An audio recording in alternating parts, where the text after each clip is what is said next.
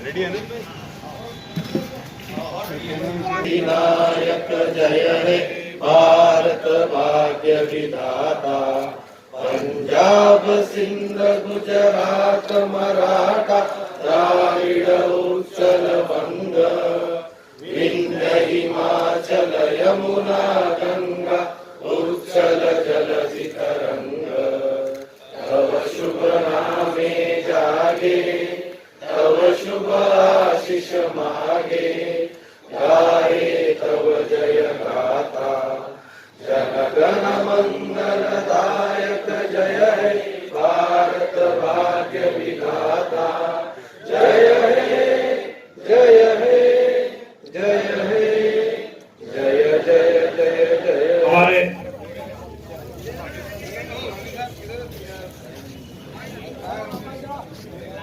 महिला अध्यक्ष तो मैं आज रिपब्लिक डे प्रजासत्ताक दिन के देशवासियों को बहुत बहुत हार्दिक मुबारकबाद पेश करता हूँ। यह आज एक बहुत बड़ा दिन है इस लिहाज से कि 15 अगस्त के दिन तो देश आज़ाद हुआ था, लेकिन आज़ाद देश कैसा होगा, आज़ाद देश के अंदर हमें क्या क्या इख्तियार मिलेंगे, हम क्या कर सकेंगे क्या नहीं कर सकेंगे, इसकी एक पूरी तरह से एक किताब के जरिए जो इस मुल्क के सामने लाया गया था, वो डॉक्टर बाबा साहब अम्बेडकर जी ने जब इस मुल्क का संविधान तैयार किया तो ये ख्याल रखा गया उसमें कि इस मुल्क के अंदर कोई छोटा नहीं होगा, कोई बड़ा नहीं होगा, हर इंसान को वो सभी इख्तियार हासिल होंगे। क्या हम कर सकते हैं अगर कोई गरीब आदमी को जो इख्तियार है वो अरबोपति और करोड़पति को भी वही इख्तियार हासिल है। हम अलग अलग जबानों में बटे हुए थे, आज भी पूरी दुनिया के अंदर अगर कोई ऐसा मुल्क है कि जहां पर हर कुछ किलोमीटर के बाद जबानें बदल जाती है, पहनने ओढ़ने के पोशाक बदल जाते हैं, खाने पीने के तरीके बदल जाते हैं, लेकिन सभी अगर मिला दें तो एक मजबूत मुल्क बनता है जो ये भारत देश है। लेकिन आज पिछले कुछ सालों से एक ऐसी साजिश रची जा रही है कि डॉक्टर बाबा साहब अम्बेडकर के संविधान के अंदर जो आजादी दी गई है, जो बोलने का, लिखने का, अपने ख्यालात का इजहार करने का जो इख्तियार उस संविधान के अंदर दिया गया है, उस संविधान को बदलने की पूरी साजिश, पूरी कोशिश हो रही है। और मैं समझता हूं कि देश के लिए इससे ज्यादा कोई घातक, कोई नुकसानदेह बात हो नहीं सकती। इसीलिए जो इस संविधान के ऊपर यकीन रखते हैं उन सभी लोगों को अपनी जात, धर्म, मजहब सब एक तरफ रखते हुए इस संविधान को कैसे बचाया जाए इसकी फिक्र करने की जरूरत है। मुल्क तरक्की तो कर रहा है, मुल्क आगे तो बढ़ रहा है, लेकिन कहीं ना कहीं इस मुल्क के अंदर कुछ खास तबकों को निशाना बनाया जा रहा है, उनके इख्तियार छीनने की कोशिश की जा रही है, उन्हें कमजोर बनाने की कोशिश की जा रही है। और अगर खुलकर कहूं तो इस मुल्क के मुसलमानों के साथ, इस मुल्क के दलितों के साथ, पिछड़ों के साथ जो रवैया अख्तियार किया जा रहा है, ये बहुत ही सोचने वाली बात है इस लिहाज से कि आज ये समाज के बच्चे पढ़ना चाहते हैं तो सरकार कहती है कि हम इनके स्कॉलरशिप बंद कर देंगे। ये हायर एजुकेशन लेना चाहती है तो सरकार ने रिसर्च की स्कॉलरशिप बंद कर दी है। कहीं ना कहीं हमारी मजहब की जो आजादी है, हर इंसान को अपने मजहब के ऊपर चलने का पूरा इख्तियार है, पूरी आजादी है, लेकिन उसे भी बदलने की कोशिश की जा रही है, जो बहुत ही मेरे हिसाब से चिंताजनक बात है। लेकिन इसके लिए आवाज उठानी जरूरी है। किसी न किसी को तो बोलने की कहीं न कहीं से हिम्मत मिलनी चाहिए। और अल्हम्दुलिल्लाह आप लोगों ने जिस मुकाम के ऊपर हमें भेजा है, मैं औरंगाबाद की आवाम का तहे दिल से शुक्रिया अदा करता हूं कि आप लोगों की ताकत थी, आप लोगों की दुआएं थी कि आज मैं हिंदुस्तान के उस अजीम और शान सबसे बड़ा ऐवान, जहां पर इस मुल्क के फैसले लिए जाते हैं, जहां पर इस मुल्क के कानून बनाए जाते हैं, वहां पर आपका बेटा, आपका भाई, आपका दोस्त खड़े रहता है और सरकार को दो टूक सुनाता है कि ये गलत हो रहा है, ये सही हो रहा है। मुझे जाती तौर के ऊपर इस बात की भी खुशी होती है कि बहुत सारे लोग आज से कुछ साल पहले तक औरंगाबाद के नाम से शायद वाकिफ भी नहीं थे। कई सारे ऐसे लोग मिलते थे जो पूछते थे कि बंबई से कितनी दूर है, ये कहां आता है। ऐसे सवाल भी मैंने लोगों से इस मुल्क के अंदर सुने हैं। लेकिन आज हिंदुस्तान के किसी भी कोने में चले जाइए, वो देख के ही पहचानते हैं, वो देखते ही समझ जाते हैं ये मजलिस इत्तेहादुल मुस्लिमीन का सांसद है जो औरंगाबाद से आता है। यही आप लोगों की ताकत थी कि आज जब मैं पार्लियामेंट के अंदर खड़े रहता हूं बोलने के लिए, तो कहीं ना कहीं इस बात का एहसास रहता है कि जिन लोगों ने मुझसे ये उम्मीद की थी कि तुम वहां जाओगे और हमारे लिए आवाज उठाओगे, चाहे वो किसान हो, चाहे वो गरीब हो, बेरोजगार हो, चाहे वो खिलाड़ी हो, चाहे वो पिछड़ा समाज हो, दलित हो, मुसलमान हो, इन सब की आवाज जब वहां पर उठाते हैं तो कहीं ना कहीं कितने भी आपके कट्टर विरोधी हो, वो आकर ये बात जरूर बोलते हैं कि आपने जो बोला है वो सही बोला है, हम बोल नहीं सकते हैं, लेकिन हम उनको यही कहते हैं कि हम तो यहाँ पर बोलने के लिए आए हैं और डट कर बोलने के लिए आए हैं। जो सच है वो बोलने के लिए आए हैं, किसी को पसंद आए, किसी को नहीं पसंद आए। लेकिन आज लोग बोलने से भी इस बात के लिए डरते हैं।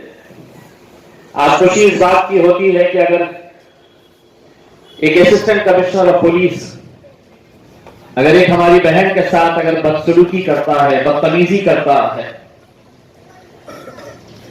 अगर उसके साथ एक ऐसी घिनौनी हरकत करता है, मैंने तमाम राजनीतिक पार्टी के नेताओं को देखा कि जाकर वो पुलिस के पास एक कागज का टुकड़ा दे रहे, एक मेमोरेंडम दे रहे और कह रहे हैं कार्रवाई की मांग कर रहे हैं। लेकिन ये तुम्हारा भाई, तुम्हारा बेटा और तुम्हारा दोस्त था जिसने डायरेक्टर जनरल ऑफ पुलिस को फोन किया और कहा कि ये बच्ची मेरी बहन है।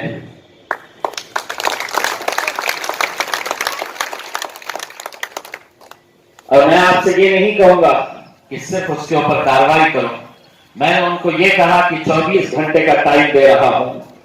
अगर ये सस्पेंड नहीं हुआ तो फिर देखिएगा कि औरंगाबाद की सड़कों के ऊपर मैं कैसा सरों का समंदर लेकर आता हूं।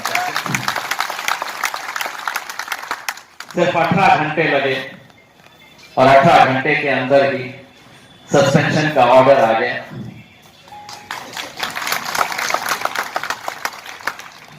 लेकिन जब ऐसी बातें सामने आती है तो न जाने महाराष्ट्र के किन किन कोने कोने के इलाकों से लोग फोन करना शुरू कर देते हैं कि साहब ये पुलिस वाला सता रहा है, साहब इसके ऊपर भी एक्शन लीजिए, साहब ये भी कर दीजिए। और मैं लोगों से यही कहता हूं कि मेरा दायित्व यकीनन जिस आवाम ने मुझे चुनकर दिया है उनके ऊपर है, लेकिन ऐसा नहीं है कि कहीं और दूसरे इलाकों के अंदर अगर किसी के साथ नाइंसाफी हो रही है तो हम उनके खिलाफ आवाज नहीं उठाएंगे। आज अब हम लोग सभी लोग कुछ दिन पहले हमने डिवीजन कमिश्नर ऑफिस के सामने इकट्ठा हुए तमाम कर्मचारियों के हक के लिए, उसका नतीजा क्या हुआ? आपको लगा होगा कि सिर्फ हमने एक दिन का आंदोलन किया और एक दिन का आंदोलन करने के बाद हम खामोश बैठ गए।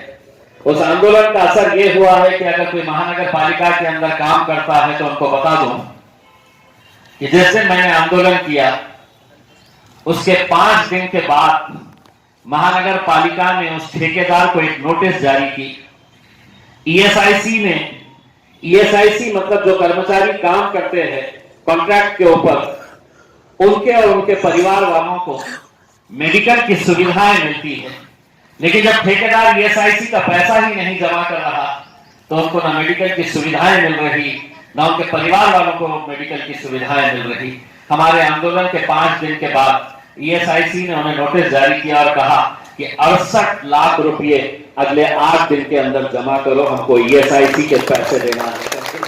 और उसमें उस पत्र के अंदर उन्होंने लिखा है कि ये खासदार ने ये मांग की है कि ईएसआईसी का, पीएफ का पूरा पैसा मिलना चाहिए। मेरा क्या फायदा है इसमें, हमारे मजलिस का क्या फायदा है इससे?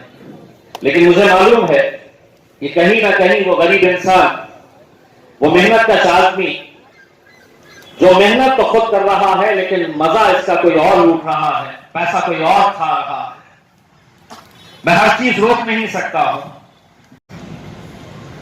लोग कहते हैं कि इसका कुछ होगा क्या, मैं कहता हूं मुझे खुद नहीं मालूम कि क्या होगा, लेकिन इतना मुझे मालूम है कि रात में जब मैं सोता हूं तो इस यकीन और इस सुकून के साथ सोता हूं कि कम से कम जब सब लोग खामोश थे तो एक बंदा खड़ा तो हुआ था लड़ने के लिए, और मैं लड़ने का काम कर रहा हूं।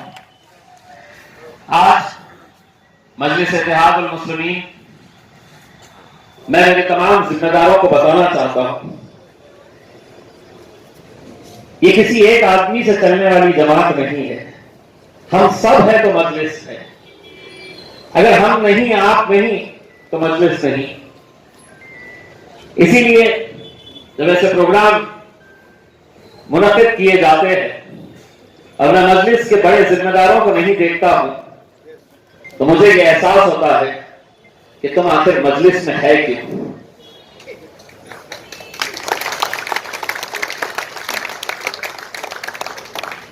कल अदालत के अंदर हमारा केस था एमएससीबी के ताल्लुक से। आपको याद होगा 2017 के अंदर जब औरंगाबाद शहर में 10 घंटे की लोड शेडिंग, सुबह 5 घंटे, शाम में 5 घंटे की लोड शेडिंग थी, उस वक्त हम एमएससीबी ऑफिस गए थे और एमएससीबी ऑफिस के अंदर क्या हुआ था कि हम उठने से पहले महाराष्ट्र सरकार को सिर्फ औरंगाबाद के ताल्लुक से एक पत्र वहां से फैक्स करना पड़ा था जिसमें ये कहा गया था कि औरंगाबाद से हम लोड शेडिंग खत्म कर रहे हैं। क्या हुआ था ये सबने देखा है, लेकिन जज साहब ने कहा है कुछ नहीं हुआ था, इसलिए सब बाइज्जत बरी हो गए। मैं हमारे समीर साजिद बिल्डर साहब को, शारिक नक्शबंदी साहब, असरार भाई को, काका साहब काकड़े को, ये मजलिस के जिम्मेदारान हैं, हमारी बहन है मोनिका मोरे। तो कल जब हम कोर्ट में गए थे 11 बजे का, तो उसके खौफ से तमाम जितने के ऊपर केसेस थे वो अदालत बराबर वक्त के ऊपर पहुंच गए थे। आज जब झंडा चढ़ाने का वक्त आया तो आप घरों में सो रहे थे।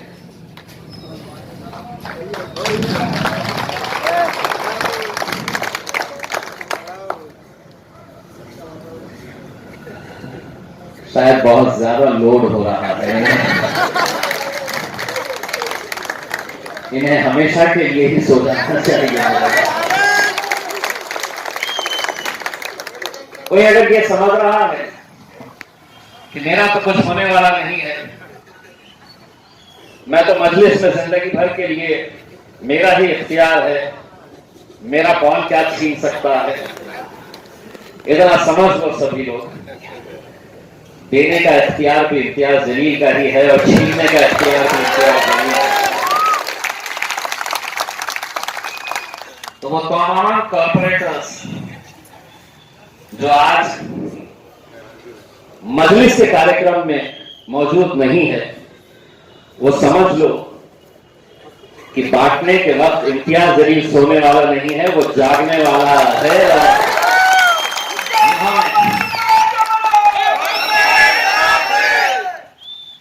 और जो लोग असरार भाई किसी को पोस्ट दिए हैं, सारिक साहब किसी को पोस्ट दिए हैं, कोई जरूरत नहीं है ऐसे लोगों को रखने के लिए जो सिर्फ पोस्ट लेकर बैठे हुए हैं। जो काम कर रहे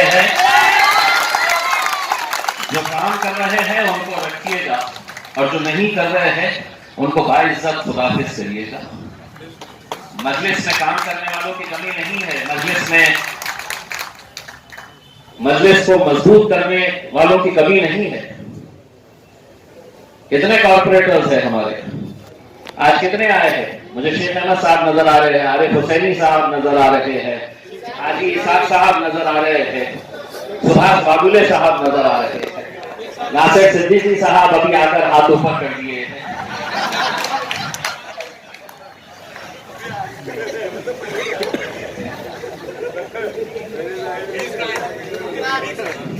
मेरा कहने का मतलब यह है दोस्तों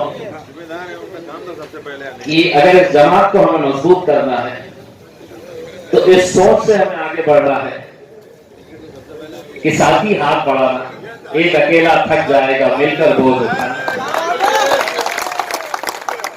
हम सबको मिलकर इस जमात को मजबूत करना।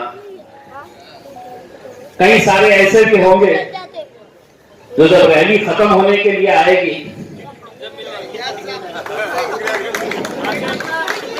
तो ड्राइंग कर लेंगे, और कई ऐसे भी होंगे जो शुरुआत में ही सेल्फी ले लेंगे और घर में जाके सो जाएंगे।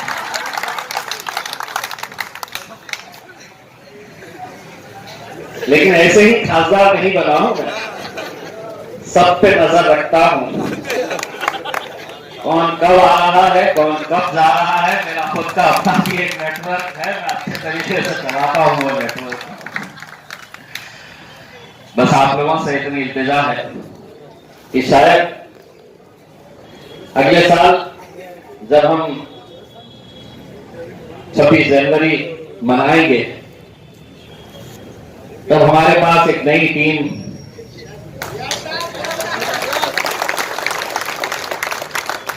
रहेगी।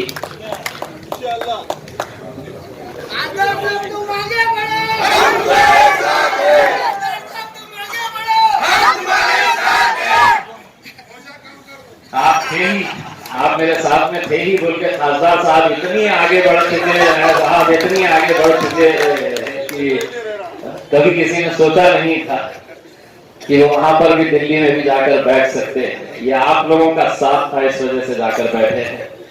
लेकिन एक बात मैं फिर से दोहराना चाहता हूं, देखिए अगर कोई पार्टी का प्रोग्राम निकलता है तो कोई ये ना कहे कि साहब मुझे तो किसी ने बताया नहीं, मुझे पता ही नहीं था। अगर किसी ने दावत का अगर व्हाट्सएप के ऊपर डाल देता है तो दावत में पूरे पहुंच जाते हैं, ये नहीं पूछते हैं कि मुझे तो किसी ने बोला ही नहीं था। सिर्फ व्हाट्सएप के ऊपर ही है तो पूरे दावतों में नजर आ जाते हैं। इसमें तो क्या वजह है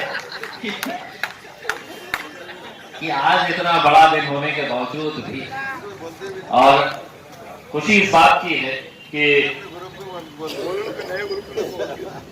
आज मजलिस ने अपना एक अलग मुकाम इस शहर के अंदर तैयार किया है, जिले के अंदर तैयार किया है। मुझे खुशी इस बात की हुई कि जब झंडा वंदन चढ़ाने के लिए सरकारी कार्यक्रम के अंदर गए तो न किसी मंत्री के इतने सेल्फी लिए जा रहे थे जितने तुम्हारे भाई, तुम्हारे दोस्त या तुम्हारे दोस्त। तो क्या वजह है इसकी? कहीं ना कहीं लोग आपके काम को देखते हैं, आपके काम को समझते हैं। आईबी के लोग भी आ जाते हैं, पीछे पड़े रहते हैं, क्या बोलने वाले हैं करके। स्पेशल ब्रांच के आ जाते हैं, क्या बोलने वाला है करके। जाके बोल दीजिएगा। अब हम जो भी बोलते हैं इतने होशियारी से बोलते हैं, ये हमारे पूरे लोग समझ जाते हैं हम क्या बोल रहे हैं करके। मैं तमाम जितने भी आप जिम्मेदारान हैं जो आज मोटरसाइकिल रैली के अंदर शामिल होने वाले हैं, उनसे ये दरखास्त करूंगा कि अपने अपने मोटरसाइकिलों के ऊपर जब इस तिरंगे को लगाएंगे उसका किसी भी तरह से बेहरमती ना हो, झंडे का एहतराम करिएगा। ये हमारे लिए फख्र की बात है कि आज हम जिंदा है ये दिन मनाने के लिए, ये जश्न मनाने के लिए, 26 जनवरी देखने के लिए। वरना हमने कोरोना के 2 साल के अंदर देखा है कि लोगों की जान चली गई तो दफनाने के लिए, उन्हें जलाने के लिए भी क्या हालात थे उस वक्त के। तो हम हर लम्हा, हर पल इस बात का शुक्र अदा करना चाहिएगा कि हम लोग आज इस दिन को मनाने के लिए जिंदा है। मैं एक बार फिर से तमाम लोगों को 26 जनवरी की बहुत बहुत मुबारकबाद पेश करता हूं। कुछ लोगों ने ये दरखास्त की है कि सब एक साथ मिलकर पठान फिल्म देखने के लिए जाए। सब अगर पठानी में आने के लिए तैयार है तो मजलिस पठान भी देखने के लिए जाएगी। बहुत बहुत शुक्रिया। मैं थोड़ी ही देर के अंदर हम लोग अपनी मोटरसाइकिल रैली की शुरुआत करेंगे। किसी भी तरह के कोई गलत नारे ना लगाए, झंडों का एहतराम करें। बहुत बहुत शुक्रिया।